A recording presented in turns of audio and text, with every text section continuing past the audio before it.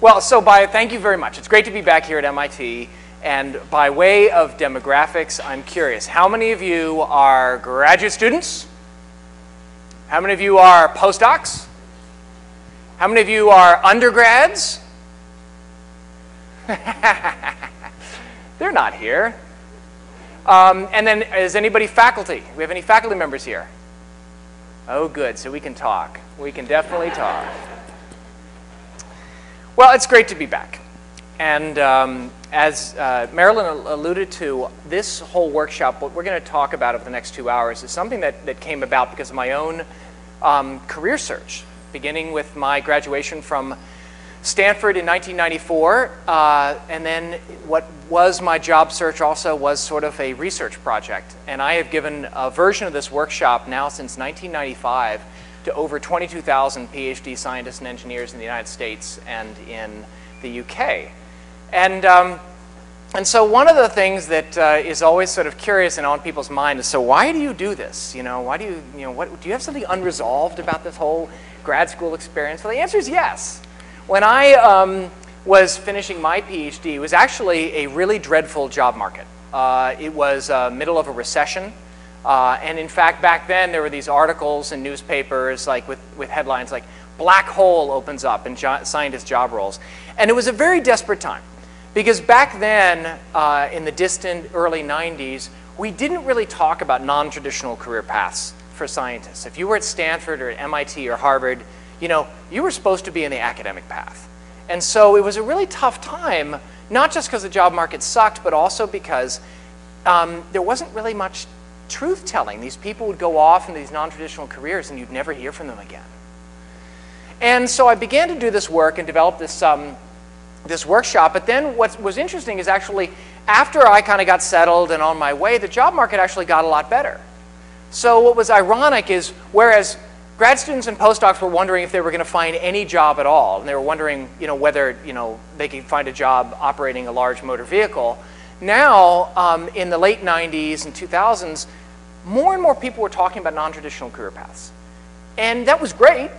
But in the same time, it didn't really solve anybody's problems because you still had the question of, well, so I've gone this far, I've gotten a PhD, what's the right path for me? And so it really didn't settle anything.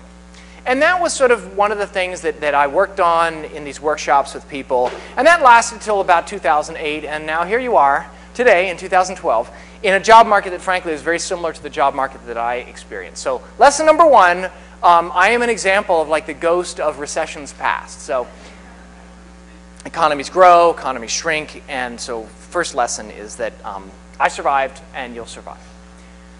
But the real reason why I come and I give these workshops is there are three reasons actually. The first is, as you might have gathered from Marilyn's introduction of me, I am not the typical person you meet in academia, right? I mean, most of your departments, you have journal clubs, you have people who come from academia, other departments, and talk about science. You don't often hear from somebody like me who's gone on a very weird path. It's been a very fulfilling path.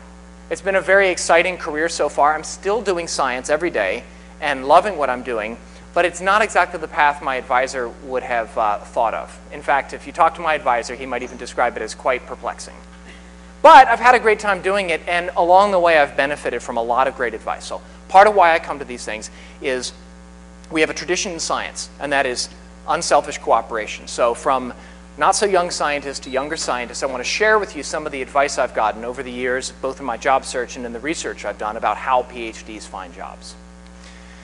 Another reason why I give this workshop is that despite the efforts of Maryland and MIT, which really has one of the best career planning and placement centers oriented for PhDs, most of your time is still spent in an academic environment with a PI who's a classic academic, and you don't often get exposed to the non-traditional career paths and those other things that are out there. And this advice, frankly, is the most important to you now while you're still in an academic environment, while you have the safety of an academic environment in which you can explore. The final reason why I give these workshops is frankly out of a little bit of, I guess, PhD chauvinism. But I'll tell you, I think PhD-trained people have the capacity to change the world. And in fact, if you look at the history of the last 500 years, I think the record shows that we have been changing the world in fundamental ways. And so, you know, for me, it's a little poignant to come and give a workshop and meet people who are, you know, you're so talented and you've done so much in your lives already, but I understand this period toward the end of your graduate school and your postdoc can be a period of sort of real like anxiety. And you're sitting there like wondering, what am I going to do with my life? You know, do I have a future at all? So I will tell you that part of the next 2 hours is going to be an unapologetic pep talk from me to you. And you need it, so shut up and stay in your seats, because that's what we're going to talk about. When I was in grad school near the end, I saw this image on the cover of a book. And in my mind, it precisely encapsulated how I was feeling about my life up to that point. Because through all my whole life, college, graduate school, I was always in this wonderful academic bubble. The wonderful academic bubble, you know, where everything is clear in the academic bubble. All the paths were clearly laid out. I've been a very successful person in the academic. There was my advisor, you know, the sun, you know, in my Keplerian universe. And you know, everything was clear.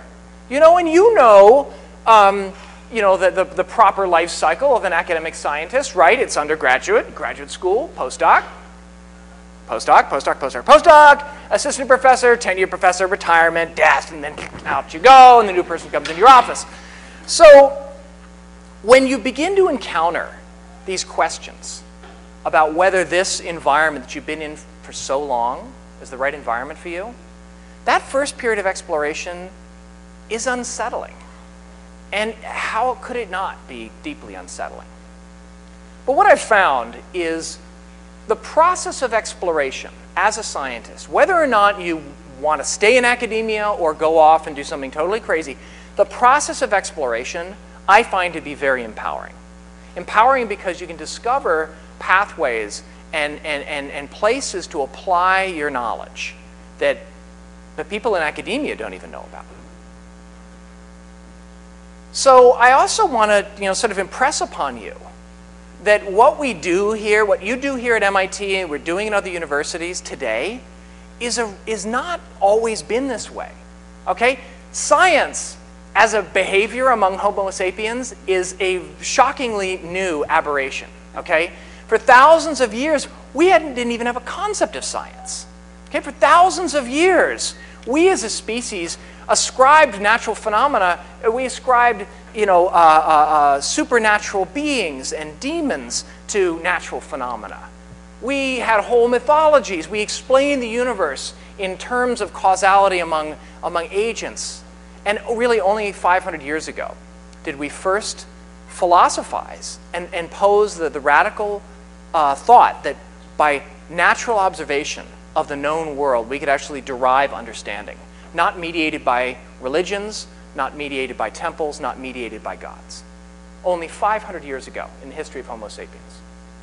Okay, 450 years ago, we began to build instruments that could see at length scales beyond what the naked eye could see. And we opened up a radical observation about our known universe of the very large and the very small. 400 years ago, we began to aggregate in the first conferences when people got together to share their observations of the natural world. 350 years ago was the first time that we began to settle into laboratories and try to do experiments where we would try to replicate certain natural phenomena in an isolated and controlled environment.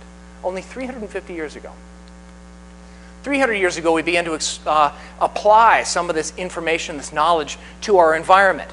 300 years ago, we began to explore how our knowledge of biology and chemistry and physics could be applied for the betterment of mankind. And in fact, in the history of every species on planet Earth, there is no other species that has tripled its lifespan once it's been essentially fully evolved. We did that. And finally, 60 years ago, we basically won the largest international armed conflict, again, through science, through a discovery created by scientists. Only 60 years ago. And in fact, the era that we experience here at MIT, this building, much of this campus, is relatively new. And in fact, it came about after World War II when this man, Vannevar Bush, the then president's science advisor, wrote a small policy paper called Science, the Endless Frontier. And in this policy paper, he posed for the first time that rather than let science take place amidst hobbyists or individual companies or inventors, that the federal government should actually get in the business of funding science and training young scientists like yourselves. That idea, that's only about 50 years old. And and then after that, we had a period of expansion in American science, okay? A period of expansion with a couple events like this one, the National Defense Education Act in the 50s, which poured a tremendous amount of new money in academia. Your advisors and your advisors' advisors grew up in this period of expansion, of expansionary funding. There were new departments being created, new universities, in fact, being created. My father got his PhD in 1959 from Johns Hopkins. He had one publication to his name when he was graduating, and he had a standing offer from Harvard, a standing offer from UC Santa Barbara, and a standing offer from the US Geological Survey. It was a different time back then. This era of expansion and government pouring tons of money pretty much ended in the mid-70s with this, the largest science, big science experiment, the Apollo mission. Since that time, science funding in the United States has basically expanded at more or less the rate of general economic growth, which means that you and me, we're in a different era. We're in a steady state universe of scientific funding. And it means that we have to think differently about our careers today. We no longer can be super specialized and allow an expanding universe to create an economic and ecological niche for ourselves. We have to move around and be thoughtful about how we apply the research that we're doing. Well, look, more than just the scientific world has changed. In fact, the landscape of work in general in the United States and in much of the world is changing dramatically. And if you think about it this way, your parents and your grandparents and many people in generations before you grew up with a traditional idea about work. And it was this. You go to school for skills. You'd become a doctor. You'd become a teacher. You'd become an engineer. You'd have that label for life. And then you'd go for a job with job security. You'd try to find one employer where you could work for 40, 50 years, get a nice gold watch in the end, nice little party. You'd try to find a job with good salary to support your family because wages were how you supported your family. And you look for a big company with lots of infrastructure because big companies are safe, right? Nothing can happen in a big company. Big companies will always be around, right? Like, I don't know, like General Motors, right? Nothing's ever going to happen to General Motors. Back then, seniority was what mattered most. It was usually the oldest guy and usually a guy running the office. Guilds were everywhere. Risk aversion was a smart thing, and passivity was a safe bet. That was a mindset about work that existed for a long, long time. Today's mindset is very different. Today, lifelong learning is the principal way that we advance ourselves. When you look for a job, it's not just for what you're going to earn, but what new skills and knowledge and learning you're going to acquire along the way. Now, risk-taking is good. Now, stock options are typically the biggest reward, particularly for people in the technology sector. And intellectual property, IP, is typically the biggest single asset listed on most corporations' balance sheets. Intellectual property, that's the stuff you guys make for a living. Now, experience is what matters most. Now, independence, that is to say consultants, are everywhere. I guarantee you at some point in the next 10 years, you will all have an opportunity to do some sort of consulting if you look for it.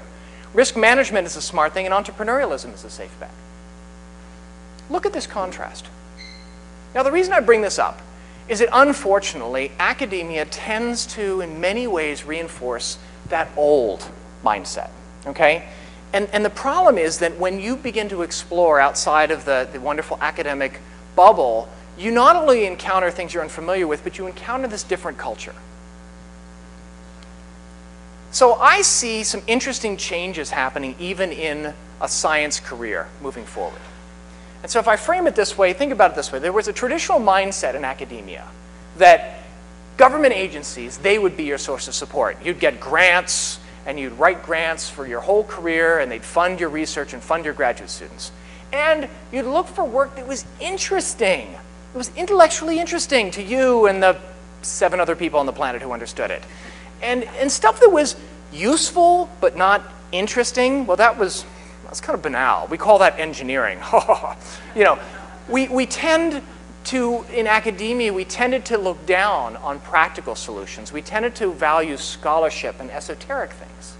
And again, people had this mindset that I would go seek a job that I could have for life. The wonderful, wonderful aura of tenure. Oh, all I need is to find a tenured job, and then I can goof off for the rest of my life, and nothing will matter, right? Well, I'm seeing a different trend, even in academia. Maybe you see it too.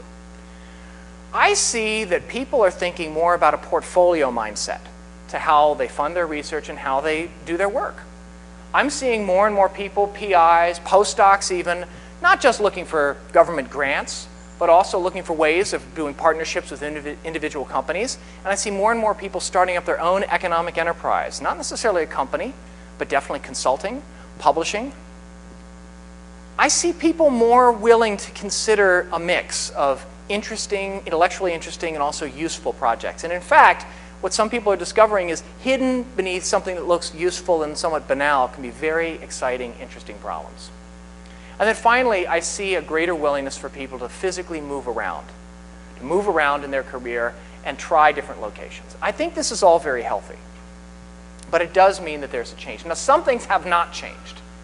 Over the past 30 years, there's been a disturbing trend that is borne out by recent data, and that is, this is data for postdocs in terms of what we call the expectation gap. And this is the same is true for graduate students. The big gap is when people enter a postdoc or enter graduate school, at least 50% of them believe themselves to be on a tenure track path. Okay? And by the end of it, typically something like only a quarter are.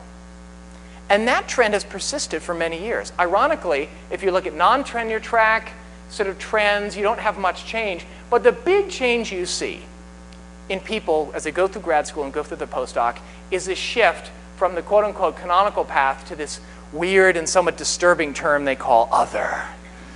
Other. My God. So it's like, can you imagine like applying for a postdoc? It's like, well, I'm really interested in other at the end of this postdoc. Well, guess what? I am other. Oh, that's why none of the faculty are here. I scare them. You know, that other guy. And there's really very few mechanisms for you to learn about other. And even today, even as broad as we try to make the training for PhDs, all that other quote-unquote non-traditional path is still this big lump. And this has been the case for a while. This is a quote from Neil Lane from 1995. Neil Lane was then the director of the National Science Foundation under the Clinton administration. And the job market was so bad back in 1995 that Neil Lane actually wrote an entire article in Science magazine about the job market. That's how bad it was. And in it, he said this. He said, young people don't realize how valuable they are with a PhD. It means an ability to think deeply, solve problems, analyze data, criticize and be criticized. Science-trained graduates often don't realize the breadth of what they're capable of doing. And I will admit, when I read that article, I too didn't appreciate the breadth of what I was capable of doing. And I began to explore this subject in kind of an unusual way back then. I went to Stanford's Career Planning and Placement Center, which didn't have somebody like you, Marilyn. It had a wonderful guy named Al Levin. And Al actually at the time wasn't even supposed to talk to graduate students. So we weren't supposed to be there, but all the graduate students were lined up around the block trying to talk to somebody. And I sat down with Al, and I said, A, the job market sucks, and I'm concerned about that, but more importantly, I've gone all this way, and I'm not sure that this is the right path for me, and I have no idea what I'm going to do. And he was wonderful, and among the many things he did, in the first meeting, he said, I want you to go back to your office. And I want you to sit down. I'm going to give you some homework. Sit down and write out all the transferable skills you think you developed while in graduate school. Not the specific techie stuff that you've been doing in your thesis, but the broader things that you think are valuable. And then come back next week and bring me that list. So I sat down at my desk, got out my pen, and I started to write. I said, well, grad school certainly gave me the ability to function in a wide variety of environments and roles. I mean, I was a researcher. I was a machinist at times. I was a computer programmer. I was a Xerox copier repairman from time to time. I did all these different things. Teaching. Teaching skills, the idea of teaching concepts to people, sometimes very obtuse people. Counseling and interview skills. Public speaking experience. A lot of people don't realize how much public speaking experience you get in the course of a PhD or a postdoc. Supporting a position with argumentation and logic, conceiving and designing complex studies. I kept writing and writing and writing and writing and writing and writing and writing and writing. You know what? I began to feel a little bit better about myself. And I brought my list very proudly back to Al, and he showed me a list that he had constructed from other people's responses, and they're 90% of the same thing. And he said, you know, did you realize that a science degree teaches you these things? And I was like, well, not really. We tend not to talk about it. We tend to talk about our science. We tend not to talk about these other things. These are soft skills, you know. And the other irony about being, you know, this far along in the academic world is, you know, you're with all these other really smart people for so long, and you've become, you know, completely renormalized in terms of what the normal population is. You know, you're like, you're citizens of Nerdistan, okay? And your advisor is the mullah of Nerdistan. And you've been around all these other nerds for so long, you've forgotten about some personal qualities. Like, I mean, come on, people, you wouldn't be here at MIT if you weren't at least slightly brighter than average. But you've been around these other smart people so long. You were smart high school kids, you know, and then you went off to college with those smart kids, and now you're in grad school, and some of you are postdocs, and you're like, I don't know. I'm not sure I can handle it. And you're already like 5 standard deviations away from the rest of the planet. You just don't realize it. And the irony is, and it's a sad irony, because in fact, the process of graduate education is hard. And it erodes, it is erosive somewhat of the healthy ego, okay? And so you can sometimes forget the value that you've already created. And yet, when I have taken this list, I've taken this list to employers. And I've just shown them the list. I said, I can find you people who have all these traits and more. Are you interested? And they say, yes. Where do you find these people? I will hire these people in a second. Why? Because these are the personal qualities of leaders. These are the personal qualities of people who can be effective in a variety of different environments, who are natural problem solvers. You can set them down in unfamiliar territory, and they can get the lay of the land and make progress. So, the other thing I've done in the course of my research is I've interviewed hundreds of PhDs who've gone on to a wide variety of career fields, and some really weird career fields at that. And of the many questions I ask them, I always include this one in my surveys. Of the many skills you have developed while in graduate school, which ones are the most important to you now? And I've gotten great answers. Somebody wrote, finding one's own path and taking initiative with little assistance. Boy, that's grad school. Ability to work in a high-stress environment. Some of you are nodding. Independence, maturity. Computer skills. Circumventing the rules, very valuable skill. Learning to seek out problems and solutions. Ability to persuade, ability to create, ability to work productively with difficult people, very valuable skill. But my favorite, one woman wrote, grad school gave me the courage and ability to start something even if you didn't know how yet. I was, you know, that's exactly what it's like. Because, I mean, let's think about this for a second. You know, I've gone and I've gotten an MBA, okay? So I can genuinely compare for you the pedagogical philosophy of these 2 degrees, the PhD and the MBA. So what do they do with MBAs? Well, I'll tell you what they do. They bring you in to a nice, plush little hall, you know, with nice little seats. That's much more comfortable than these seats, in fact. And they sit you down, and for the next 2 years, they lecture at you, and they give you case studies, and they give you, you know, little things to learn, and you have groups, and you do little assignments. At the end of the 2 years, bing! You're an MBA, yay, go off and, you know, then you can go off and, I don't know, destroy the Western economic landscape or whatever, you know, you choose to do. What did they do to us as PhDs? What did they do as PhD students? They take you at the age of 22 or 23 or 24, and they literally march you to the precipice of human knowledge, and they tell you that you have to take the next step. And they don't tell you how. and that great project that you and your advisor thought up, you start working on it, and it doesn't work. And you are facing the unknown and a challenge that nobody's ever handled before in an environment of limited resources. And you know what? That is far more what the real world is like than anything that the MBAs experience. You're far more prepared at the end of a PhD to actually start a company than the poor MBAs. And the irony is that if we trained MBAs the way we train PhDs, we'd bring them into a hall with uncomfortable chairs. On day one, we'd sit them down and say, all right then, go off and start your companies. We'll see you in 5 years at the MBA, at the IPO, class dismissed. And that would be it. So the sort of funny irony is that PhD is hard, okay?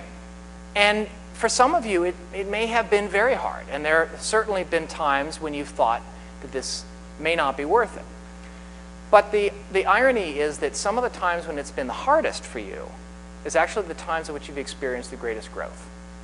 And even though it may have been somewhat erosive on your ego, you've ended up achieving a lot.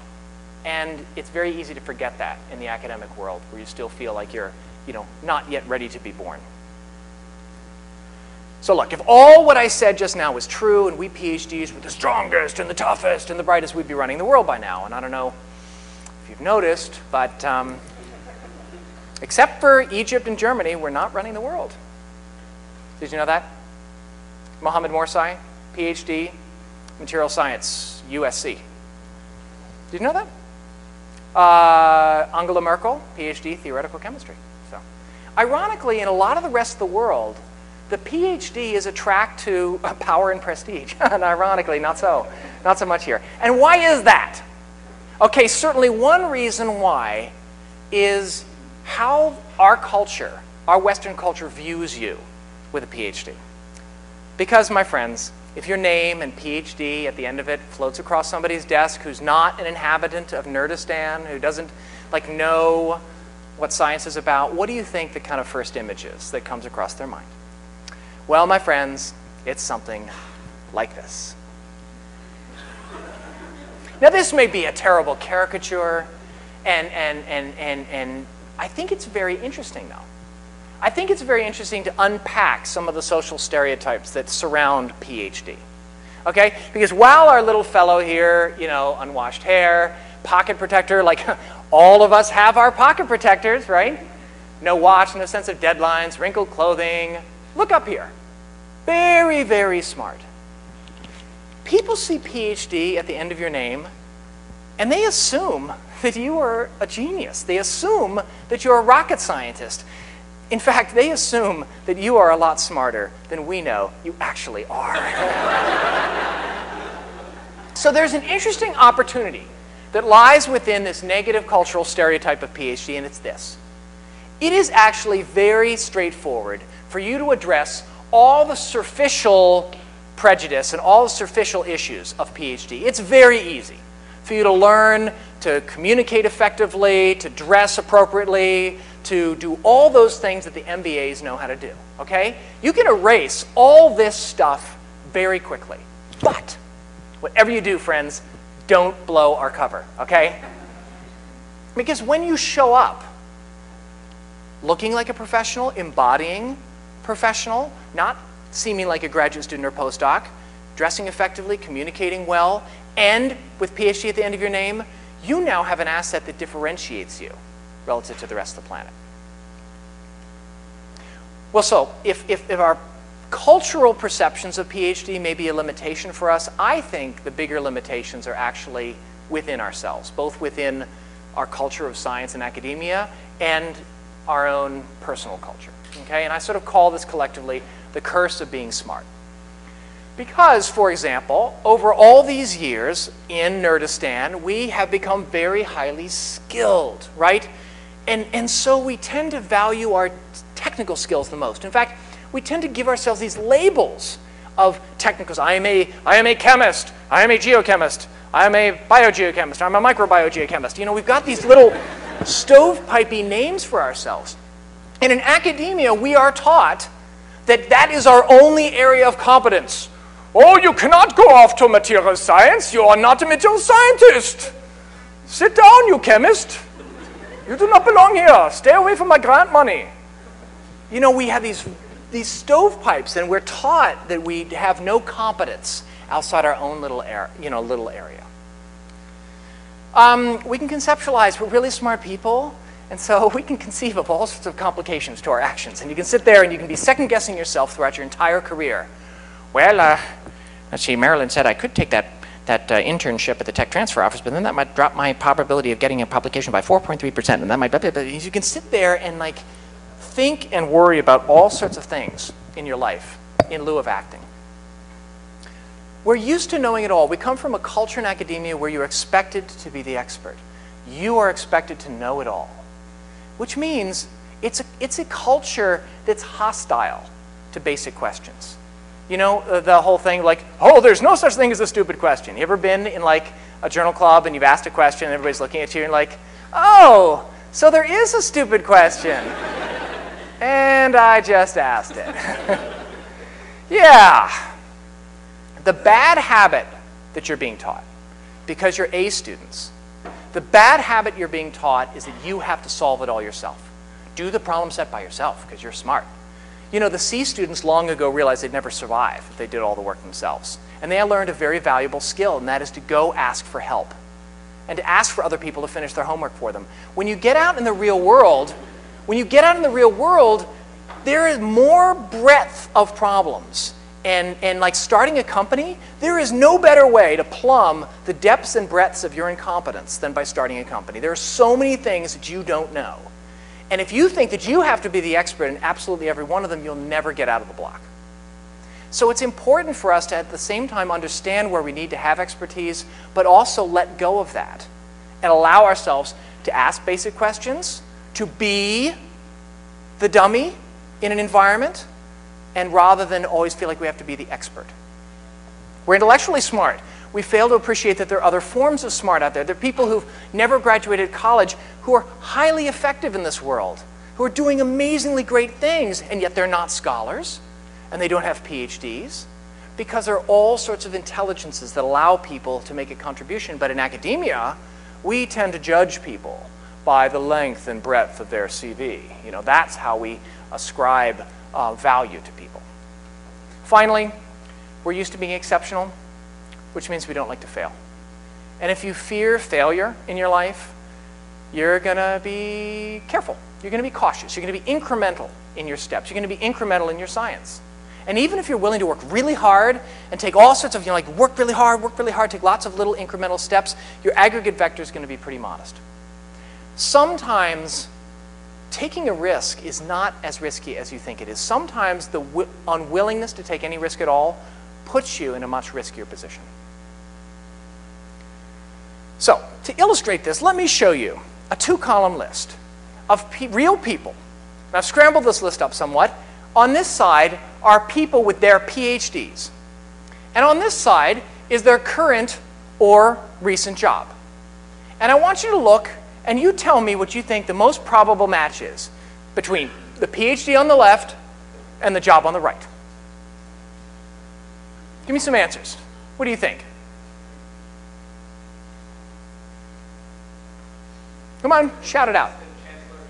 What's that? Theoretical chemist and chancellor. Very good, but that's a freebie. That's like, you know, that's free parking. That one already lets you have. English high school teacher, absolutely. English PhD and high school teacher. I mean, you know, what else can they do? I know, no matter how bad you feel it is, you can always just laugh about the humanities PhDs. What else do you think is a logical connection? Mathematician, financial analyst would make a lot of sense. Medieval history and rodeo star, absolutely. Yeah, so here's what actually happened. Now, what I mean to say, what I don't mean to imply by this diagram is that what you do for your PhD will be utterly uncorrelated with what you do for the rest of your life. That's not my point. In fact, if you have a PhD in chemistry or physics or math, for many years you will have the opportunity to apply that and work in that general field. But there is a sort of a Gaussian fallacy about people and their careers. Most people think that what they'll do for the rest of their life will basically be some topic that's normally distributed around your PhD topic, okay? Not true. In fact, you will be able to occupy that space for a long time, but the distribution is not symmetric at all. In fact, there's an asymmetric tail of possibility for you that goes as far as the eye can see. And in fact, these people here, by one step or two step or any number of steps, ended up in very unusual places, highly unusual places that they would have never predicted. You curious about anybody? You know about Angela Merkel, right? Anybody else you're curious about? Yes? Ah, medieval history programmer. Okay, this is my friend Carl Hagen. Carl and I are good friends from college. Sophomore year, we were roommates. Carl went to Princeton originally to major as an electrical engineer. And in fact, he's quite a programming whiz. Even as a high school student, he was actually working in the summers programming defense satellites for the Aerospace Corporation in assembly language. Okay? Fun little summer activity, you know. So he was doing this on the side, but somehow got bitten junior year by the humanities bug and ended up majoring in college in English and then doing a PhD at UCLA in medieval grammar, in fact. I think his whole PhD thesis was on the adverbial ly ending, which just goes to show you, no matter how ridiculous you think your thesis is. But the thing that was interesting about Carl is that he actually found that to be effective in academia, he couldn't be just one thing. And so, in fact, he kept on programming in the Aerospace Corporation, even during his PhD at UCLA. There are things within you, right? Other competencies, other things you do well that may not be part of your PhD thesis. Who's to say that you couldn't keep doing those things? Or even weave those things into your PhD work? We'll actually talk about a person who did that. One of the challenges you face in graduate school and in your postdoc is a simple fact that this development stuff, this exploration that's so important, is hard to do because you're busy. You're busy. You're all very smart. You're working very hard. You're all basically your own bosses. And you know what? You're the worst boss in the world. Because there's always more to do, right? So when I talk about this exploration stuff, it's hard to fit in. And this was illustrated to me in a conversation I had with a remarkable person at Stanford. Like MIT, at Stanford, we have these external advisory boards. And the School of Earth Sciences, where I got my PhD, had an external advisory board of people from other departments and industry who'd come by every other year and review the program and give suggestions. And in my 4th year in graduate school, a new person joined the external advisory board. This was a person who had gotten their PhD in geophysics just 12 years earlier, and in just 12 years had risen very high in Chevron Corporation. They were the executive vice president in charge of exploration geophysics in Southeast Asia, which for those of you who are not earth scientists, that is a big job, okay? Managing probably a $400 million portfolio of research and exploration. 12 years out of their PhD. And she came back to join the executive advisory board, but she told the dean she'll do it on one condition. And her condition was she wanted to have a private, off-the-record lunch with just the graduate students and no faculty present. And so we were like, yeah, that sounds like a great idea. Well, the dean thought it was okay. So we were all summoned in, 4th-year graduate students and this woman, over lunch, and we had a great discussion. She talked to us about her career, about what she had learned so far. And at a certain point, maybe somewhat glibly, I kind of asked her to summarize her formula for success. And she said, it's the 80-10-10 rule. I said, what is that? She said, well, I'll tell you. She said, 80% of my work week, I try to focus on the most important problems, there we go, the most important problems at Chevron. I try, you know, she said, all of you are busy, I'm busy. I have more things to do in my week than I have hours to do them. So I'm selective about the assignments I actually do. I will actually selectively blow off stuff if I don't think it's important enough. She said, you all are very smart people. You spent your whole lives doing all your homework. you got to learn that you sometimes have to blow off some homework assignments. You're like, ooh, that's deep. 10% of my work week, she said, I spend solely focused on my own professional development.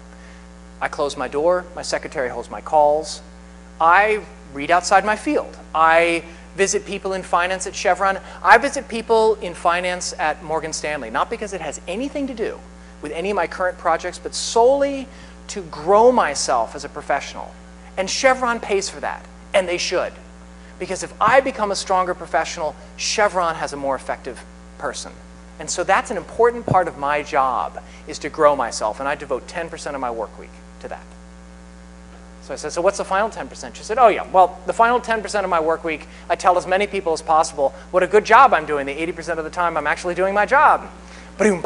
So we all had a chuckle about that. But I left that conversation and I thought about that. I said, okay, so what does that mean for me in graduate school?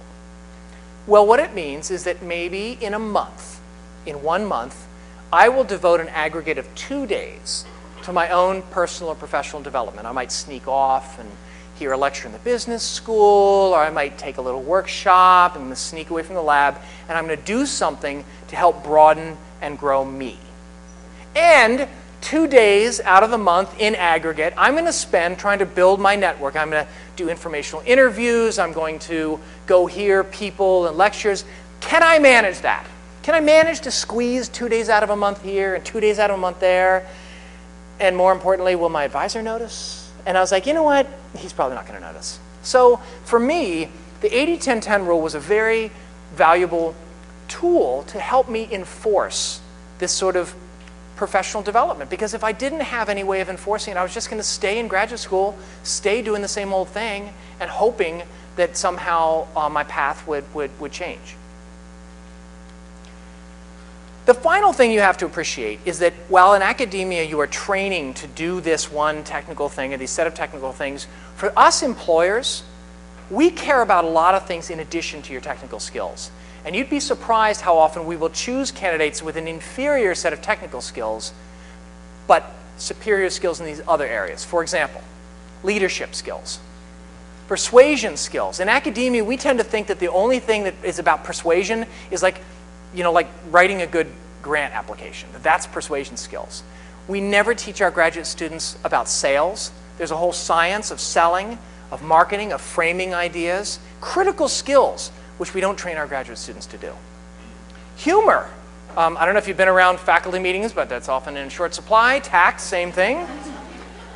Understanding of risk and reward, understanding of investment and return. We could, in graduate school, give you 4 weekends of basic business training, 4 Saturdays over the course of your 5 years, and you would be so much better prepared to be in business, but we don't do it. Organization skills, sensitivity, drive, perspective, creativity, all these things are very valuable skills and employers care about them, but we don't explicitly train for them in graduate school. The irony is I've shown this list to people and they say, give me 10 people who have all these skills and I can do anything. Because as important as your technical skills are, it's these other skills that enable you to be effective in an organization. Now, if you look at that list and you're feeling a little uncomfortable, well, I've never had any leadership experience, the nice thing about these things is that these are skills. They can be learned.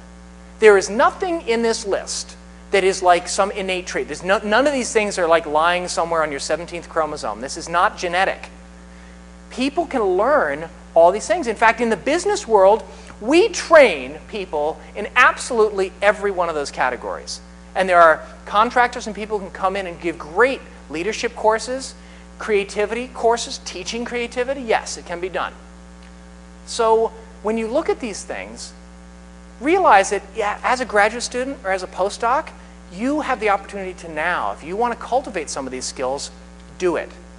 Find that course or find that activity where you can do these things and experience what it's like to lead a group, for example. So look, I know that the whole job search process is stressful, especially when you're looking at something outside the typical academic bubble, or even just going from grad school to postdoc or postdoc to postdoc.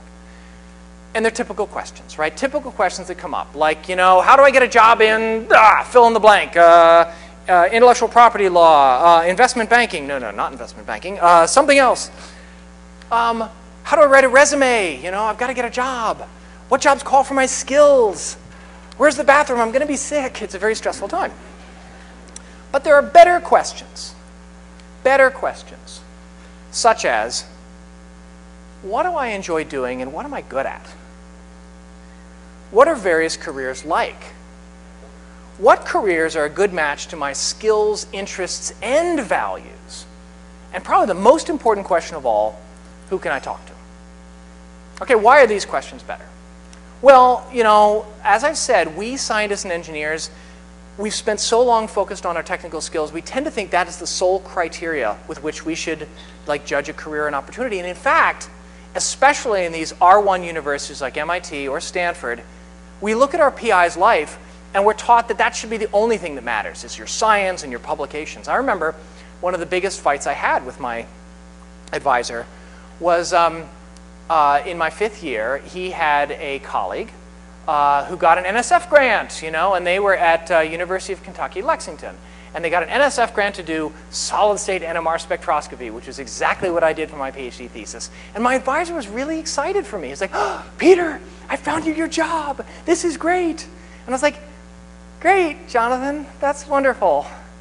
And the only problem was I didn't necessarily want to continue doing NMR spectroscopy, and I certainly didn't necessarily want to do it in Lexington, Kentucky.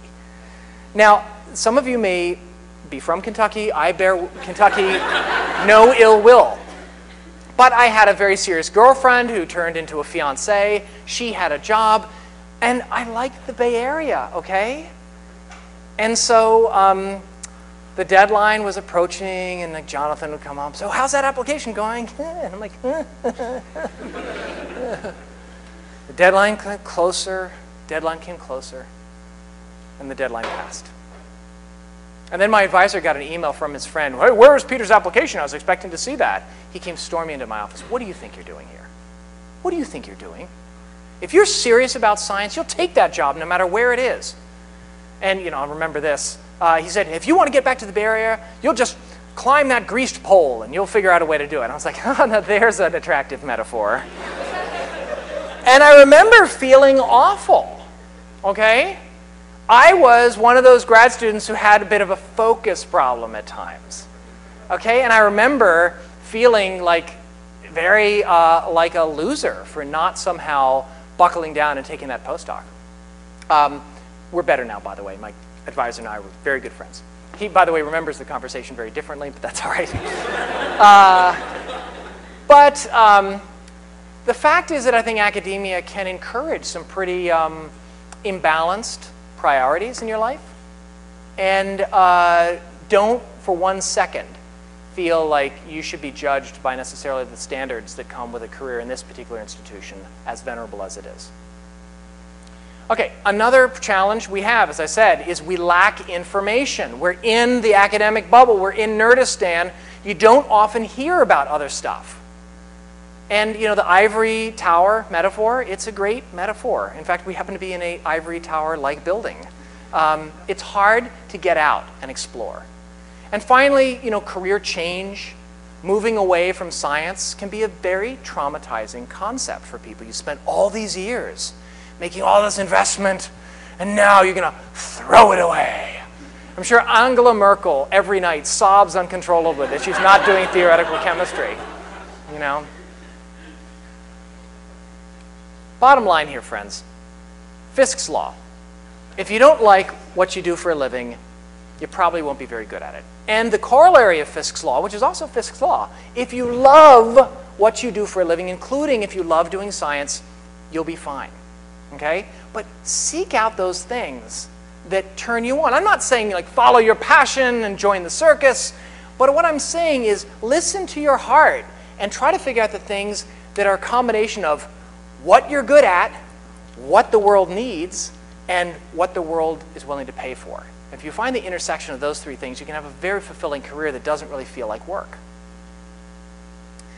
So the process of career planning, when we talk about career planning, when Marilyn talks about this whole idea of career planning, it's very natural when people first walk into the office to think in terms of the job search, okay?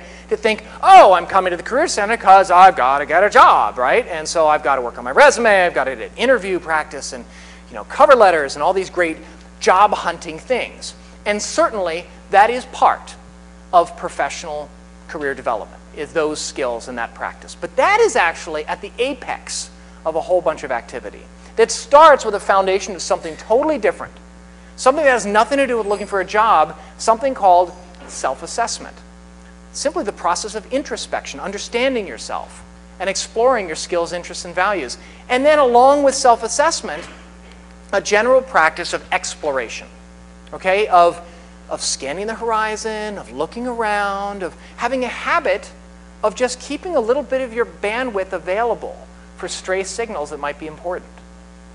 Okay? Those two practices, those are things that go on in a professional's life. It's sort of just a constant small level. It's like a little kernel churning away on your processor, just like going along. And then there are periods in your life where you come upon a transition. Okay? You've got to finish your PhD. You've got the end of your postdoc.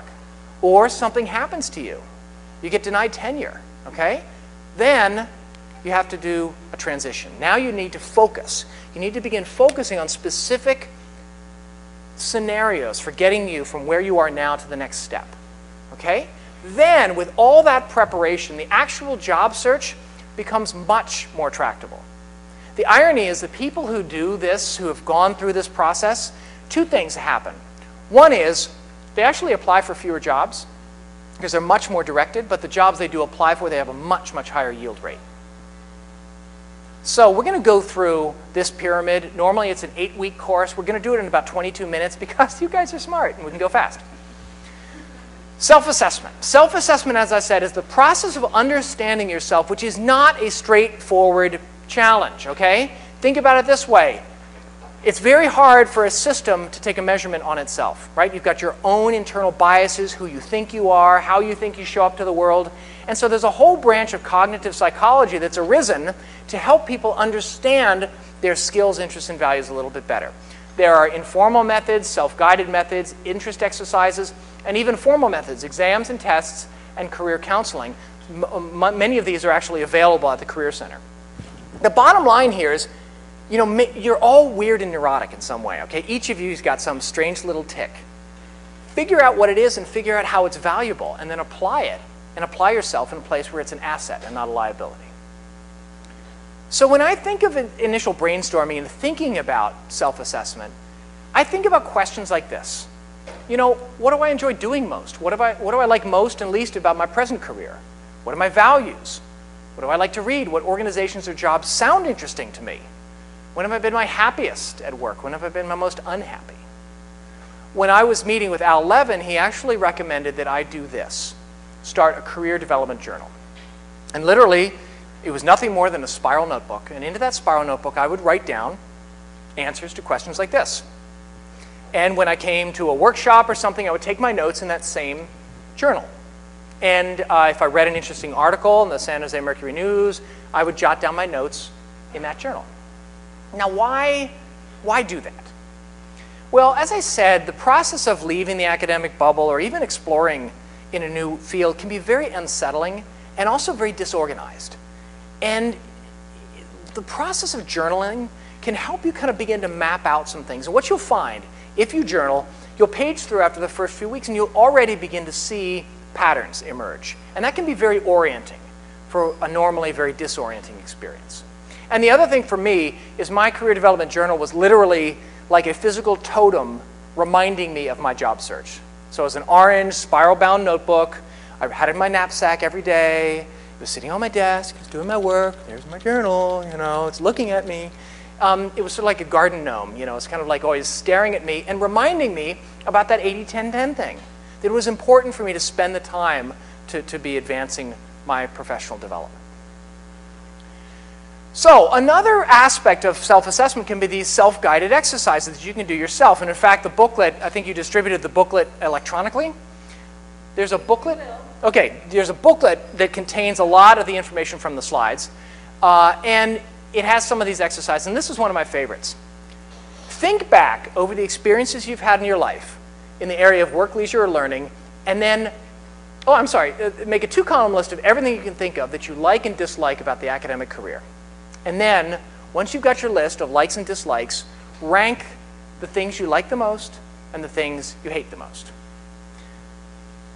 So let's try this exercise together. I want you to tell me some of the things you love about the academic or the research career. Don't shout out all at once, everybody. What are some of the good things? Come on. Analysis and visualization. That's very specific. Good for you. Freedom, creativity, flexible schedule. You can work 80, 75 hours of the week you want. Absolutely. Absolutely. What else is good? What's that? Absolute. Satisfying curiosity, intellectual challenge. Absolutely, for sure. What was that? I heard a peep. Did somebody step on? What's that? Constant development. Absolutely. What else is good? Independence. What was that? Giving presentations. Teaching. Absolutely. Working with other smart people, members of Nerdistan, very satisfying. Not the challenge, absolutely. Intellectual challenge. Yeah, these are all good things. So here's my list. Things I love about a research career. Survey says, intellectual challenge, ding. Teaching, ding. Flexible work schedule, ding. Independence, ding. What else do I like? Smart colleagues, ding. Learning new things, ding. Collaborating. So that's me. Now, let's look at some of the things that maybe aren't so nice. What are some of the things that aren't making you happy?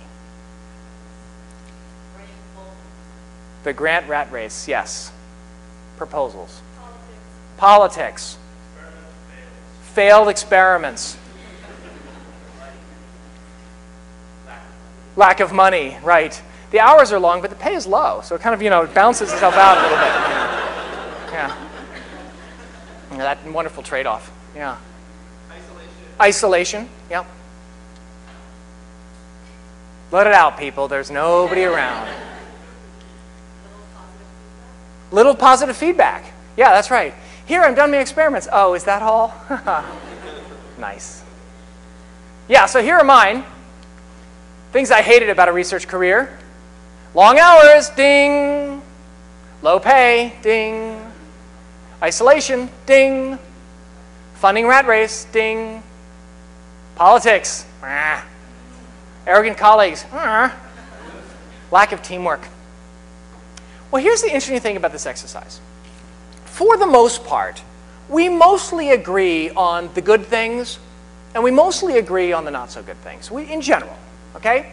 But what's really interesting about this exercise, if each of you sat down and then ranked the things that you loved in the ranked order of the things you love the most, and then you sat down and you ranked the things that you hated the most, your ranked list will almost always be unique to yourself.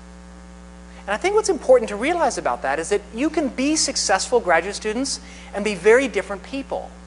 And if you're different people, you shouldn't necessarily be aiming for the same thing professionally. So imagine 3 graduate students.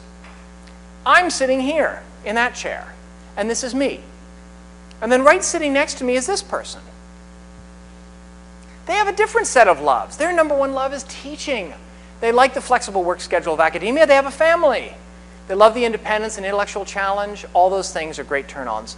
And the thing that they don't like, the lack of teamwork and arrogant colleagues. The person sitting right next to me would love to be in a teaching environment where they could teach people, but they want support. They don't want to just be lone wolves. Maybe an environment where they're teaching people about new products or teaching people how to operate scientific equipment or selling and teaching. Maybe that would be a great thing for her. And then right next to her is this person. This person actually loves the independence, loves the politics, the intellectual challenge. They love to eat what they kill, and they want to be a PI. But the thing they don't like is the low pay. Okay? So they're like, well, maybe this academic thing's for the birds. Maybe this person should be out there in the private sector. Maybe they should be starting their own company. 3 graduate students sitting next to each other, all successful in graduate school, very different people. This difference between your likes and dislikes are absolutely critical, not just to your happiness, but also to your success in your career. And self-assessment is the process of exploring these things. So another exercise I like a lot is this. Think back over your past in the areas of work, leisure, or learning, and think about those events that you have done where you've had great success. You've done something spectacular, something really exciting, something you're really proud of, and you truly enjoyed yourself in the process. Think of those events in your past, and then sit down and write a couple paragraphs about each.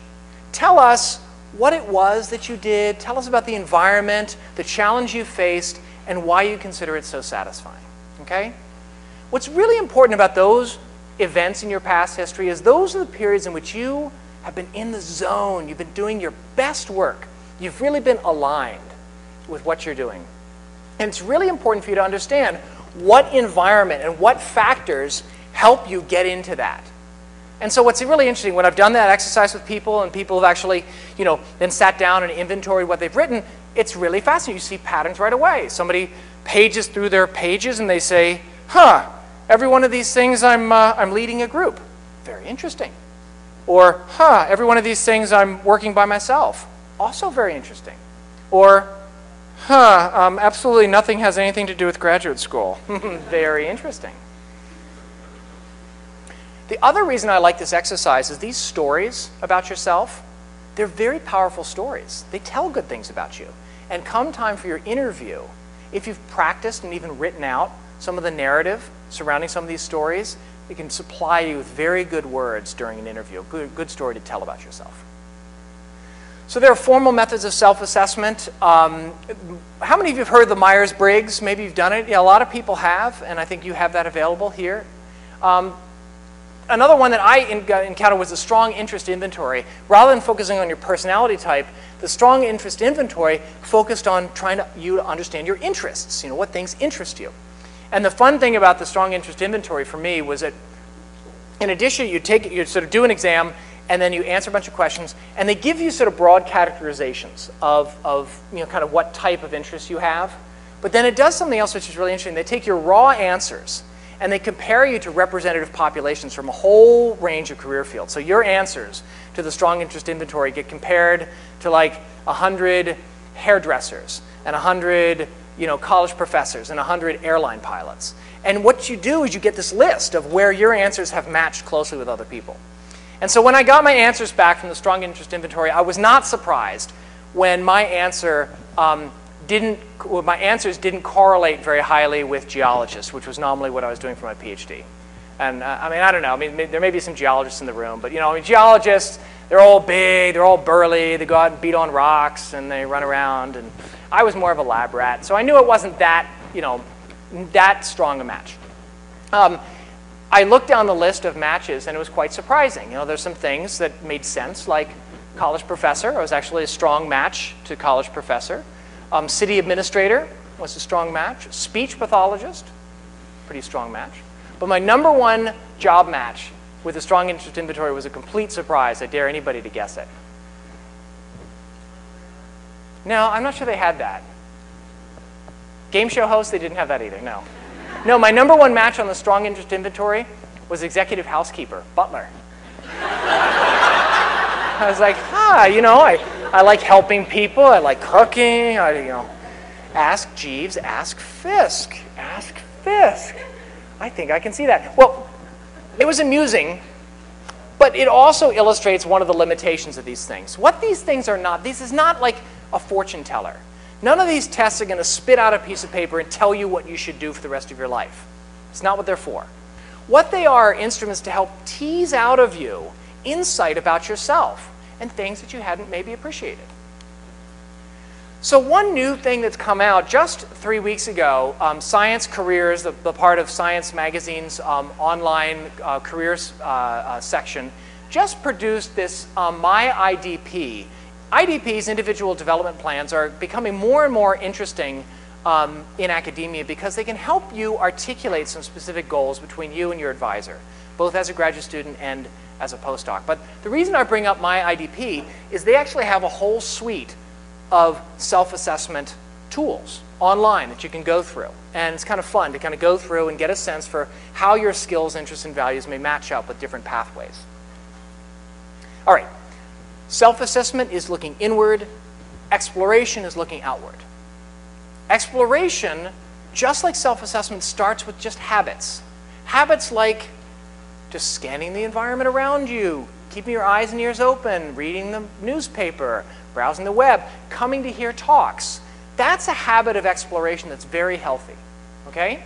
Now, another way to explore and trying to figure out if there might be something that you might like to do, maybe a topic you don't know about, is actually to go and learn a little bit about it. Like literally, go and try to seek out a class you can sit in on, or a workshop over the weekend. Interested in intellectual property law? MIT doesn't have a law school, but there are lots of people, there are programs here about entrepreneurship that involve IP law. Sit in on one of those lectures. Another aspect of exploration is the process of building your network. And I know I get to the network section of my talk, and I can kind of tell a sort of palpable tension enters the room, because a lot of people get very stressed out thinking about, oh my God, I have to network. And so I want to kind of disabuse you of this idea that networking is some weird foreign practice, and tell you that my definition of networking is very simple. Networking, as I define it, is simply developing relationships with people. That's all it is, developing relationships with people. In particular, people who share your professional or personal interests. And from time to time, alerting them to your career goals and abilities. That's all networking is. Networking is not tiresome schmoozing for a job, and it's not restricted to slick and superficial people. Hey, Peter Fiske, damn glad to meet you. Tiger. Those people are actually not good networkers. Why? Because they actually aren't very genuine. They don't actually come across and build strong relationships. So you've been networking your whole career, right? We just don't call it that in science, right? So like, for example, why would you go give a poster session at like some national conference? Okay, you didn't get a speaking slot, but that's all right. What is a poster session? A poster session is a ginormous networking event. You sit there with your little poster and your little obscure result, and sitting there for 3 hours in this ginormous hall, and nobody's stopping, checking. Don't check your iPhone. No, just keep there. And finally, somebody walks up. Oh, that's an interesting result. Oh, thank you very much. Beep, beep, beep, beep, beep. And you guys are talking, and that's networking. You know, why would you accept an invitation and give a talk at another university? Why not just send them a stack of your reprints? It's not about telling people what you've done. It's about building relationships. It's about finding out about what people are doing in their research groups, visiting laboratories. Why would you do that? That's networking. Why would you, go out to dinner with the journal club speaker after they come? Okay, well, it is free food, and I can respect that. But it's about networking. It's about building relationships with people. And so, if my definition is building relationships with people, who's your network? It's anybody you know. And the irony is, buried within your network of people you know are incredibly important people. You may just not realize it. So anybody you know can be part of your network. Schoolmates, recent graduates, collaborators, friends from high school or college, past bosses, family, people you meet at seminars, conferences, and workshops, other people looking for jobs. But most importantly, anybody they know. There have been some really interesting studies of how people find jobs. And it turns out that the statistics are quite clear. The people you directly know are responsible for directly getting you a job only about 7% of the time. Okay? But the people who they know, if you think about it like your first valence band around your network, okay? That group of people who your friends know are responsible for connecting you to a job about 70% of the time. And then the people who they know, it drops off again. So this first valence band around your network, that is by far the most important group for you to understand. And this is one of the powers of Facebook and LinkedIn. Because you know who your friends are, right? But if you don't know who your friends know, you have no idea who your friends know. And so to understand how to find out who amongst your friends knows somebody in a place that you need to connect to, that is a key strategy for advancing your career. You see a perfect job opening at Roche. You're like, oh, this is a perfect job for me. Oh my God, but I don't know anybody at Roche. Well, maybe you do. Maybe you do, because you go through and inventory all these people around you and you say, wait a minute, I wonder who knows. And in LinkedIn, you can simply do a search and you can find out who connects to your network. The most valuable people in your network are the people already established in the career field that interests you and are willing to give you help. So for example, let's say you woke up one morning and you said, by golly, Marilyn, I figured it out. I want to do intellectual property law and biotech. It's perfect. I know exactly what I want to do. I'm at MIT. They don't have a law school. I don't know anybody in IP law. Okay, well, wait a minute. So let's see here. My sophomore year roommate, they are actually working at an IP law firm in San Diego. I bet they'd be happy to help me figure this out. And my boss, he does some industry work. I'm sure he talks to somebody in tech transfer. There's a tech transfer office here I could probably talk to. And my auntie works at Bayer in marketing, but she told me that she works with the IP people all the time. So by the time the foam is just on the top of your first latte in the morning, you've already formulated a strategy of some subset of people in your network who are the great initial starting points. This is true in academia as well. Peter Feibelman wrote this great book, A PhD is Not Enough, and in it he said the following advice. The best preparation you can make towards the goal of having an academic career is to find yourself a research aunt or uncle, someone with little or no authority over you, who has enough experience to act as a sounding board and a giver of accurate advice. Do not be shy about getting to know the people outside your advisor's realm. I would actually put that advice one step further.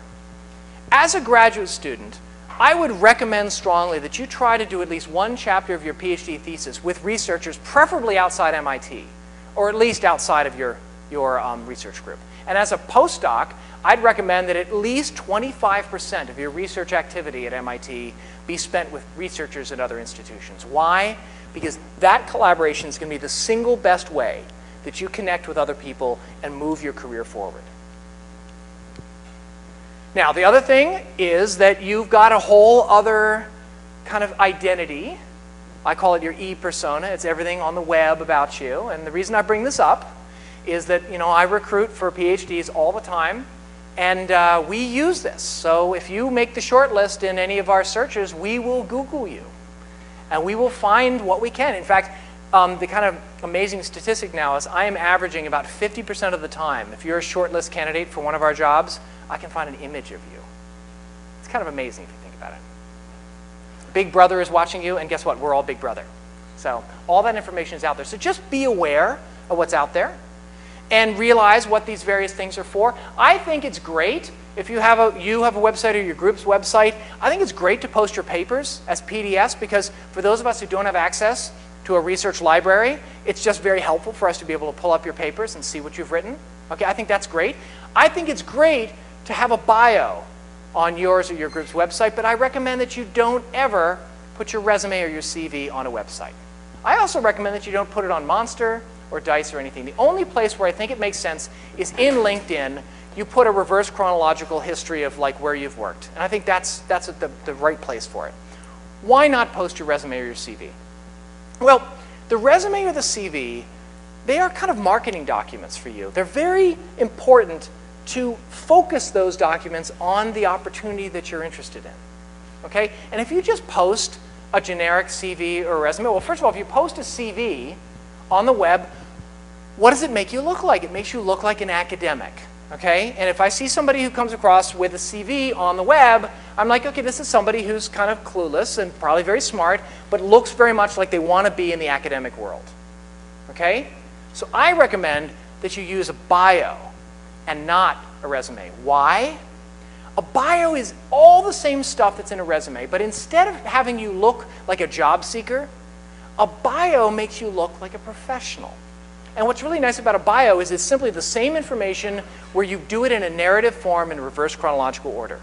So I would recommend for all of you that you have these on hand. Make a one-paragraph bio of yourself, a 3-paragraph, and a 1-page bio. You don't necessarily need to have a photo, but they're very handy in all sorts of ways. For example, if you set up an informational interview, before you go on that interview, a few days ahead, you can say, I'm looking forward to talking to you next week. Here's a brief bio about me so you can know about my background. What a nice professional way to establish credibility, to tell people about your background. And really, the irony about careers is careers really only make sense in the rearview mirror. And so a bio is the perfect way to kind of present that. Instead of like, in the forward, going forward, you're like, I had no idea what I was doing next. In reverse chronological order, things can sound like you pretty much, had a plan. Business cards. How many of you have business cards? Raise your hands. Okay, my friends, in today's world, business cards are really important. And it's not because they're fussy and pretentious. I know there's a sort of academic mindset that, what does a grad student need a business card for? TGI Fridays? Come on. The fact is, friends, business cards are simply an act of professional courtesy, all right? Because you'll meet people. They'll meet you. They'll shake your hands. Good to meet you. And you'll say your name, and I'll hear, and I'll be like, but he'll give me my business card, and I'll go, oh, thank God. Okay, thank you. Wonderful. And it's a way to communicate with people, all right? If you don't have business cards, what does that first say to me? I'm not particularly interested in ever hearing from you again. And that's, again, not the sort of message you want to send. So go out and get business cards. And MIT has such a lovely logo. Got to get some of those business cards. Now, I want to tell you about some activities that are going on at UC Berkeley, and there's actually maybe some similar stuff here. But the postdocs at UC Berkeley have started 2 programs on their own that I think are really interesting. The first one, PIPE, is the Postdoc Industry Exploration Project. What it is every month, 40 postdocs rent a bus. And they set up a day of meetings at various companies around the Bay Area. So they go to Genentech, they go to Google, they go to Apple, they go to Chiron, they go to the East Bay Municipal Water District. And they spend the day meeting with management. They get to meet technical people. They get to walk the manufacturing floor. And it's an opportunity for them to get out and just see what an environment's like in a company. They started doing this in a year ago. They're in their 2nd year now. And the irony is already a number of postdocs have actually taken jobs at the companies that they visited. Now, it was never supposed to be a recruitment tool. But the fact is that you're smart people, right? And you go to these companies and you ask smart questions, and then people make a connection, and you would be surprised. It's hard for companies to find smart, good people. So when you arrive, 40 of you on the doorstep, companies are willing to take the time and get to know your interests. So it's a great program. They started it themselves. Another program, Berkeley Postdoc Entrepreneurship Program. We have at current count something like 140 postdocs who have what they believe to be commercializable technologies they're working on, and a significant fraction of them are actually on their way to starting companies. So even though the postdocs can't directly go to the business school, what they decided to do is build their own business school.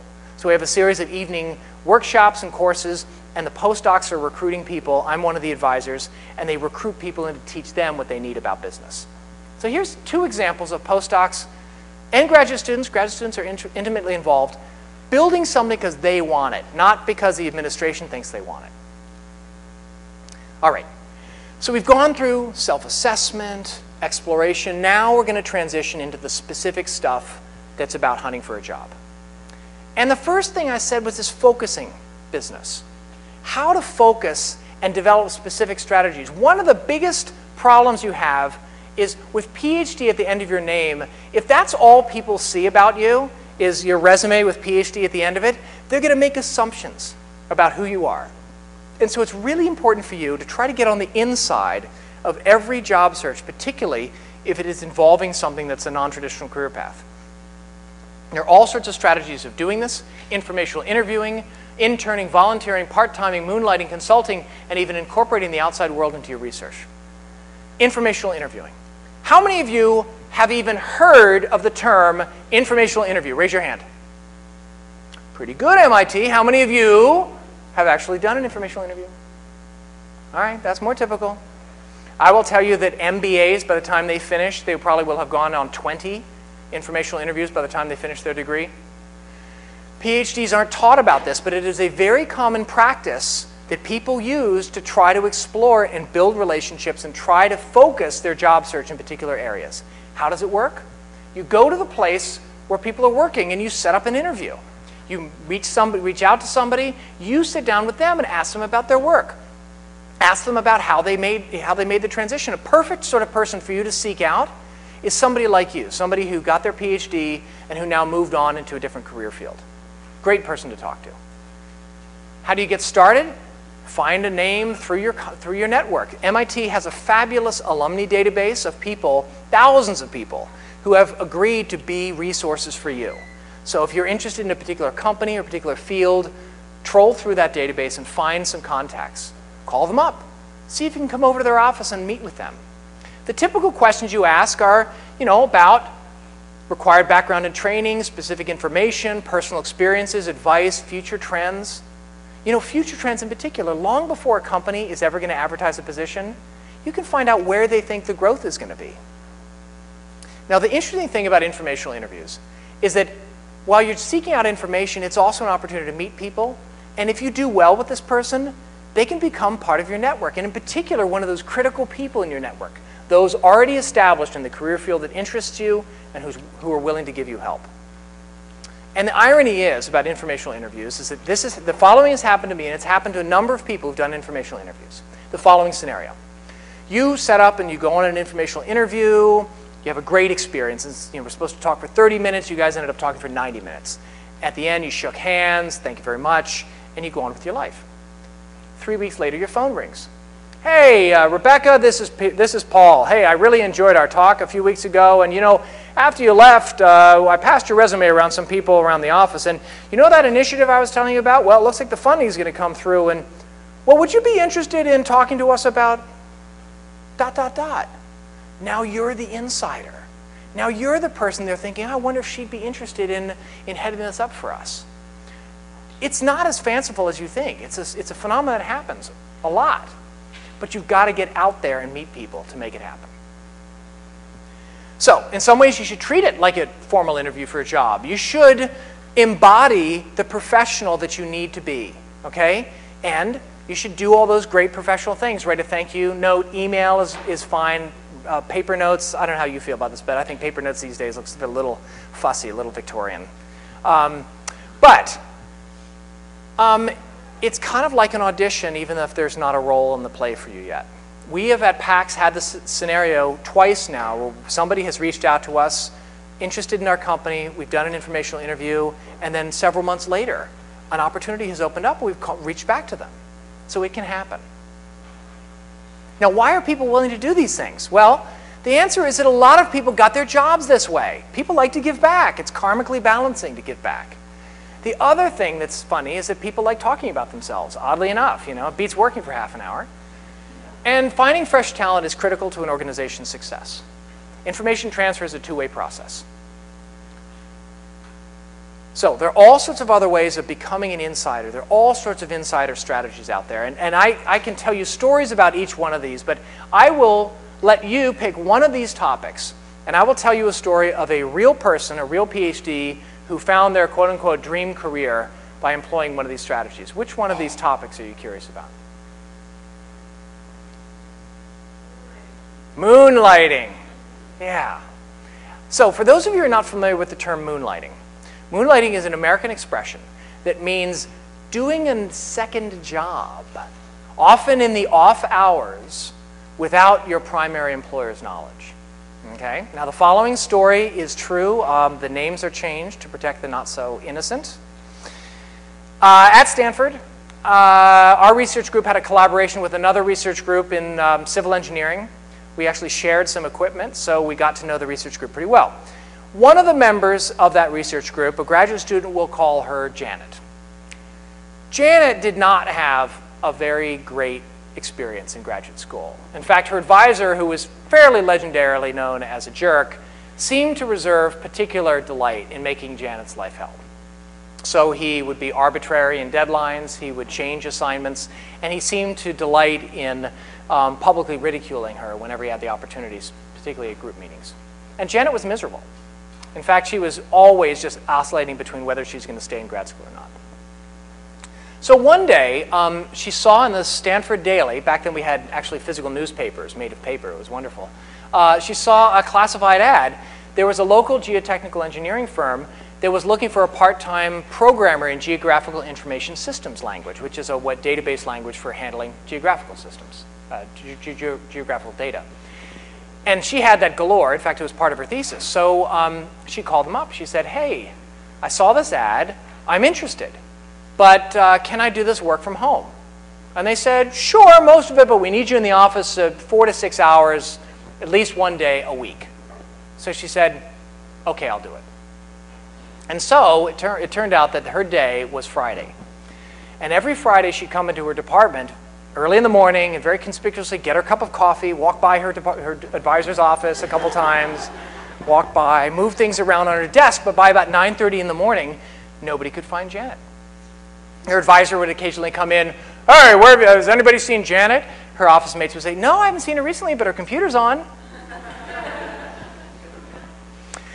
So this went on for 3 years. And in fact, all the graduate students knew and none of the faculty. But Janet did manage to finish her PhD. And right after she finished her PhD, she landed this incredible high-paid job in this geotechnical engineering firm. And to this day, her advisor struts around his department saying, well, my students get great jobs after working with me. Ha, ha, ha. Of course, all the grad students like, well, it's an amusing story with a happy ending. But I don't mean to make light of what's actually a serious subject, and that is moonlighting.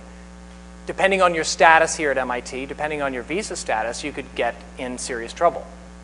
And maybe it's an extreme example of something that you might have already encountered already. And that is, at this point in graduate school or in your postdoc, you may have already encountered a conflict with your advisor where you've wanted to do something or go in a certain direction and your advisor hasn't agreed with you, all right? It's inevitable. You know what? It's healthy.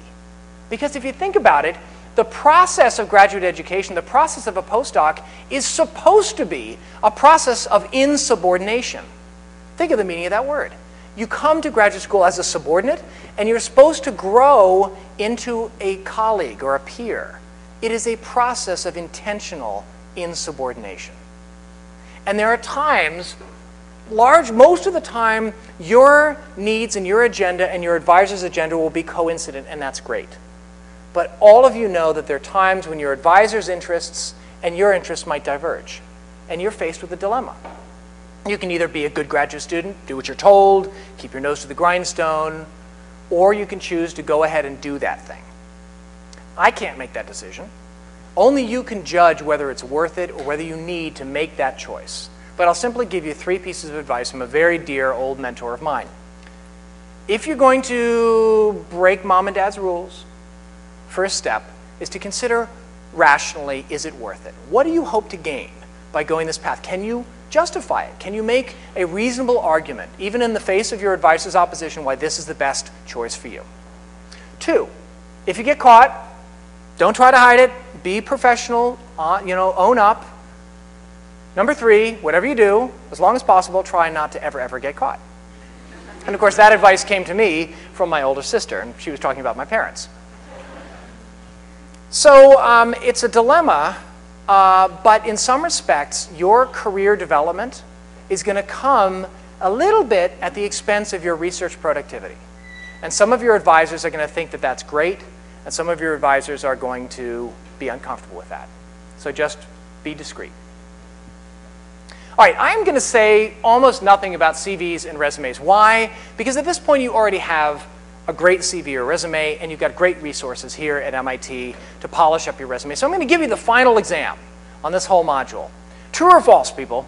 The purpose of a resume is to get you a job. How many people say true?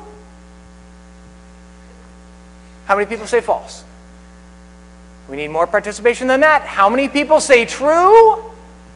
How many people say false? All right.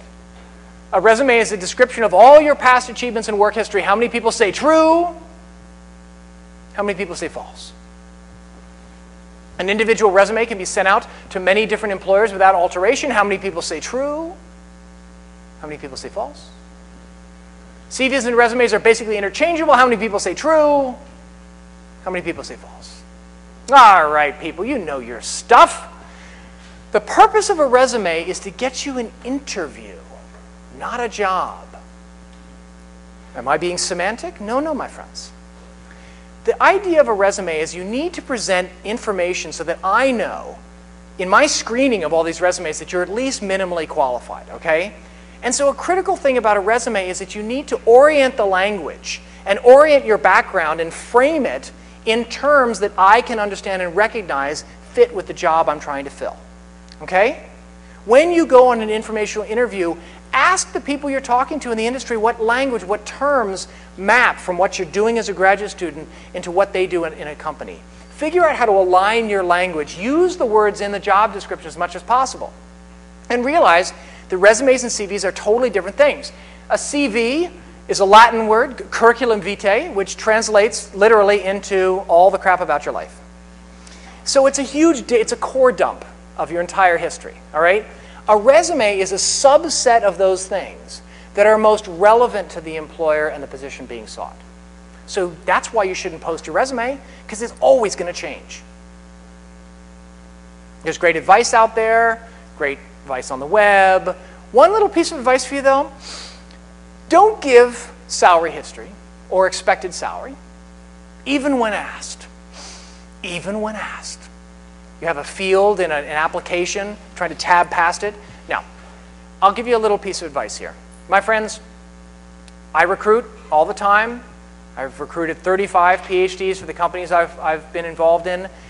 And as much as I want to find a great candidate, I'm also a savvy shopper. And I know that if he is currently earning $60,000 a year and she is earning $80,000 a year, that if they are reasonably well qualified, I know I could probably get him for 70, but she probably wouldn't take that job. So by answering that question, you're actually yielding up a significant amount of bargaining power and knowledge to the employer. So I recommend that you don't do it. I recommend that you leave the field blank. Or I recommend that you give a range. Or before you answer that question, go on salary.com and find out what the expected salary range of the position you applied for is. Or, as one person said, oh, I just put on that field C attached, and then I didn't attach anything. I thought that was brilliant. Brilliant. All right, so now you have your interview. Congratulations, but it's a very stressful time. So I want to tell you that, especially for those of you for whom English is not your first language, one of the highest levels of communication skill is the ability to tell a good story about yourself. Okay? It's a very finely tuned skill. And so I think you can prepare well to tell good stories about yourself. And here's a structure you can use to tell good stories about yourself. When somebody asks a question in an interview on some specific thing, think how you can answer by first describing the situation or task you encountered. Tell us a situation which you had to deal with conflict in the lab. Well, you tell the situation or task, describe the action that you took, and the result. Sometimes in an interview, you can get the opportunity to tell an open-ended story about yourself. And those are great times. Remember that self-assessment exercise we talked about, where you wrote down some of your best achievements in the past, where you did your best work? You have a little narrative there that's already prepared. So when somebody asks an open-ended question, tell us a situation in which you had to demonstrate entrepreneurship or something else, or you did something that you're proud of, those stories can roll out effortlessly because you've already written them down. And that's a great way to practice for an interview. Just know your stories, know the company, and talk to your network before you go into the interview. All right, congratulations! You've got an offer! Oh my God! And I know that at this point your instinct is to just fall on your knees and sob with gratitude. But my friends, we're not done yet. Because even though I've given you an offer, I am still evaluating you. And in fact, one of the things that I'm evaluating is your negotiation ability. So in fact, step number one in any negotiation is to determine all the terms that might be up for negotiating. Understand all the potential dimensions that could go into an offer. All right? So all these things are potentially part of an offer: healthcare, stock options, all these sorts of things. And realize also that employers might have some things that they're very inflexible on, and other things of reciprocal value that they're quite flexible on. And this is the funny thing about negotiating, is a lot of people think that negotiation is like some big battle, like you all come in high, they'll come in low, and we'll kind of duke it out and end up somewhere in the middle. No, no, no, my friends. The best negotiators recognize that negotiation is not a battle. Negotiation is like solving a puzzle. Think about it this way. Imagine you list all the terms that could be up for negotiation, and you rank them from the one that's most important to you and you're most inflexible about to the ones that you're very flexible on. And then across the other axis, the employer has their ranking of the same terms, but in their order, from most inflexible to the ones that they're most flexible about. What does that look like? Two different orthogonal sets of terms? Oh my goodness, friends, it's a matrix. The best negotiators are diagonalizing a matrix. What they're doing is figuring out the optimal value of all those cross terms so that you can achieve the best value between the two parties. And so in a negotiation, the best negotiators aren't arguing or making points, they're asking questions. And so I've given you an offer. What I'll do is I'll typically, what's your name? What's it? Dimitar. So I called Dimitar up. Hey, congratulations, we're really impressed with your interview. I'd like to make you an offer. And so let me tell you a little bit about it. So the starting salary is $85,000. And we have generous bonuses, generous benefits. I always say everybody has generous benefits, right? So I go through, and Dimitar says, "That's wonderful. Thank you very much. Can you send me, a summary in writing?" Absolutely. So I'll send the offer letter to him, and I'll usually send it as like a PDF letter, like with my ink signature, like okay, it's it. This is it. This is your offer. And so what will you do? You'll call up your network and your friends. Hey, I got an offer. Your friends will say, okay, let's go through it. What is it? Okay, base comp is $85K, and your friends will go, that seems a little low.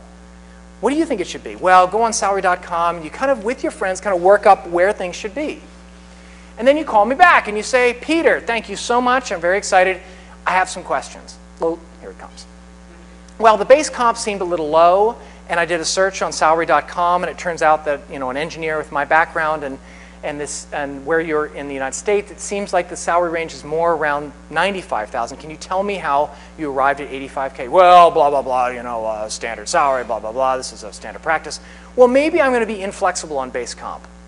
But maybe he can say, well, given that, could we potentially accelerate my first salary review to, say, 6 months rather than waiting a whole year? Because I think I can demonstrate the value to the company. Oh, sure, we can do that. So there are ways in which you can trade off these various terms and work through to an acceptable compromise. Now, can you get the offer raised? The following of these that are true, the more of these that are true, the greater your power in the negotiation. You possess unique abilities. They have few other candidates for the job. The search has been going on a long time. It's a unique position in the organization. The organization is flexible in general. You have other offers, and they really need someone soon. In contrast, if the job is at an entry level and similar to others in the organization, postdoc, the organization is highly structured and rigid. Postdoc, the organization expects you will take what is offered. Postdoc, then your flexibility will be limited. So my friends, during your interview, you think the only mission you're on during your interview is to, do a good job and present yourself well? Oh, no, no, my friends. You have a second mission that you are on, my friends. Your mission in your interview is to get answers to these questions. Think about it. After your interview, the only possible knowledge you could have in the situation is this. You have other offers. And the answer is almost no. It's never true. Almost never true that you have another offer. So you have no bargaining power whatsoever. So during the interview, try as slyly as you can to ascertain how hard the job search has been. Over lunch, a little in your crudité. So you probably have a lot of people that you're going to be interviewing this. Oh no, we actually had a hard time finding a minimum number of candidates. Interesting.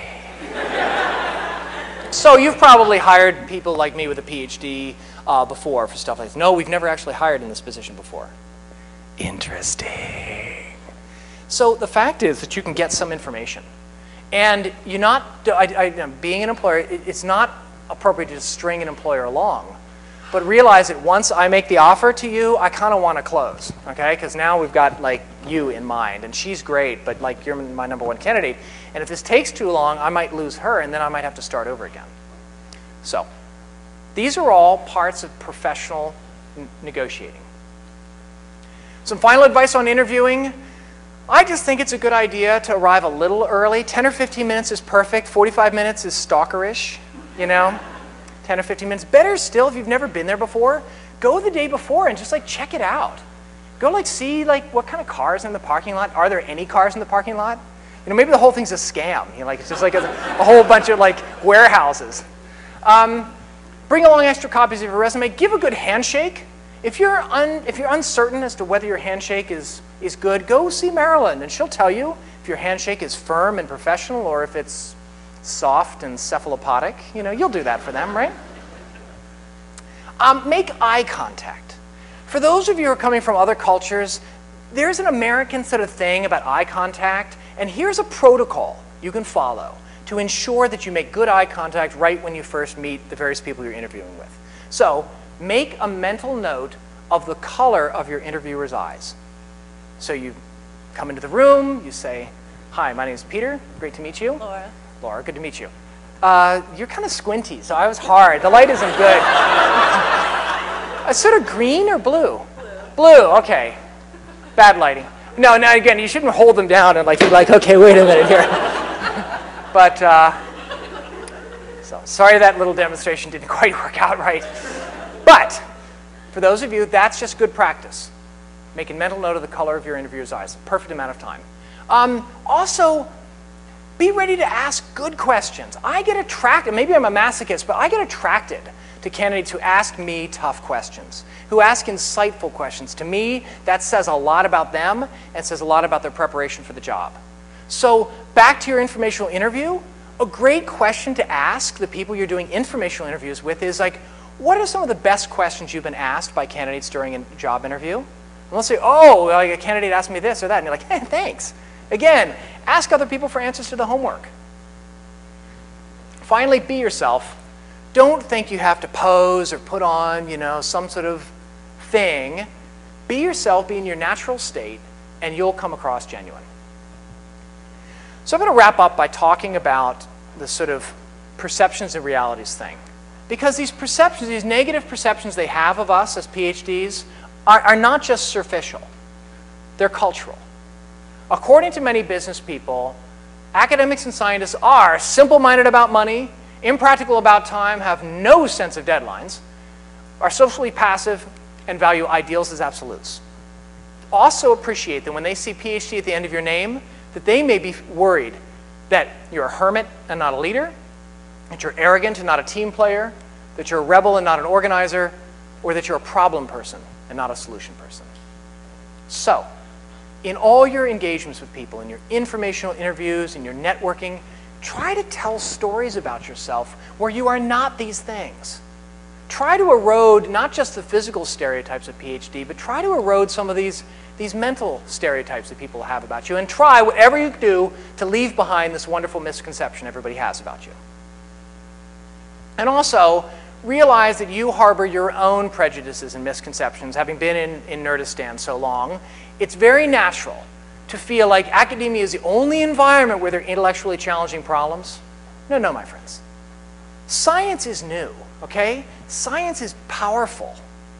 You know, it's like each of you has a lightsaber, and it can be deployed in any number of environments. So don't just think that academia is the only place where you get to work on interesting problems. Summing it all up, your time in the academic world will prepare you very well to be an I-shaped person.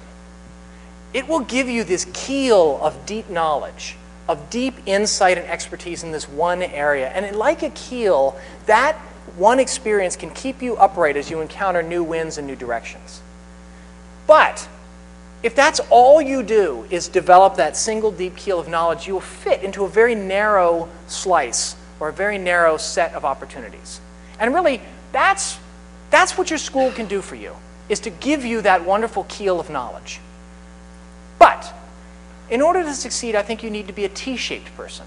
You need to cap that I with a broader set of things, of adaptability, problem solving, drive, and leadership. And you need to think of yourself simultaneously as a subject matter expert and a broadly adaptable problem solver. If you do that, you will be much more attractive to employers in all fields. Now, that's the good news. The bad news is that stuff there, even a great school like MIT can't give that to you. That's what you have to begin to develop for yourself. That's the job you have left to do in graduate school or in your postdoc. So I'm going to wrap up by talking about what I see as some myths and realities of the modern job market. Okay? This, by the way, is a unicorn. It is a mythological creature. Myth number one, find a job that matches your skills. Well, I hope I've convinced you now. This, by the way, is a narwhal. It's a real animal, also has a horn on its head. Skills, values, and interests. They're all important factors in finding a fulfilling career. Thomas Friedman wrote in The Lexis and the Olive Tree, you always end up overvaluing what you know and undervaluing what's out there in plain sight. We overvalue all the technical knowledge we develop. We undervalue those broad, transferable skills and personal qualities that have sort of come along the way. Myth number two, employers care only about technical skills for PhDs. No, no, no.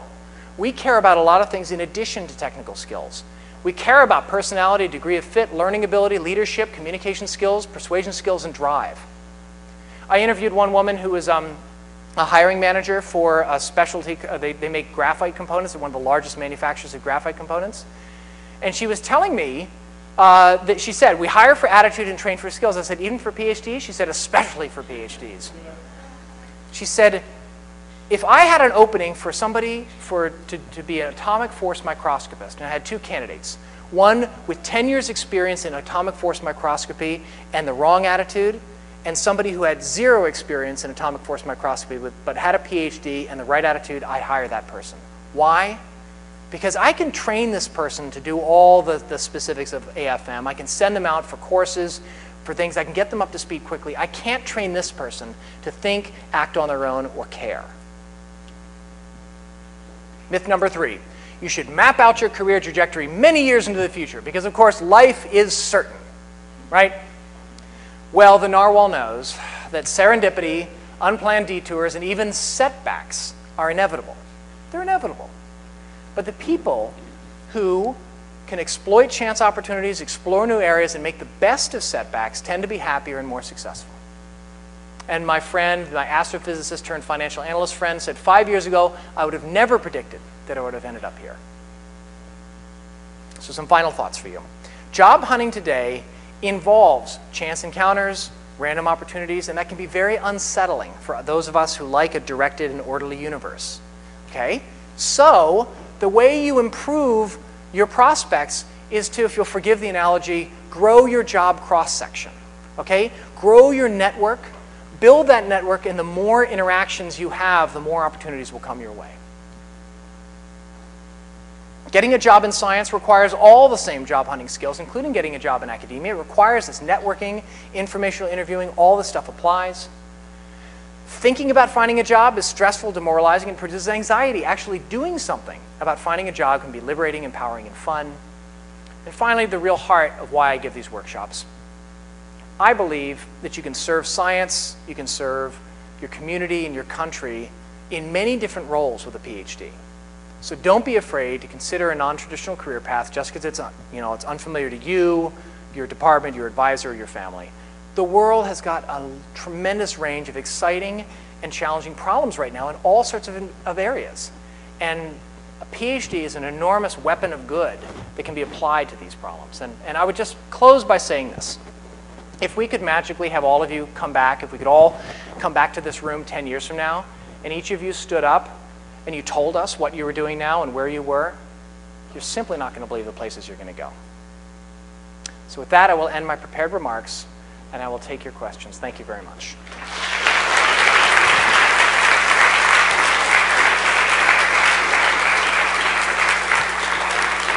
Marilyn, I don't know how much time we have for questions, but I'm happy to entertain as long as you want. If people need to go, you can, of course, go. But yes, first question here. Could you address how critical it is in your experience to get the course that you do out of school, right? And compare it to doing everything at the same time after 2 or 3 years in your first job? So your question was, like, how critical is that first job? How critical, and does that set the pace for the rest of your life? You know, it's interesting. I'm not sure it does. And I'm going to give you an example of my grad school office mate, actually a fellow lab mate of mine. He finished his PhD and he had a very serious girlfriend at Stanford. And so rather than continue in a postdoc, he decided to join Stanford's computer center as a systems administrator.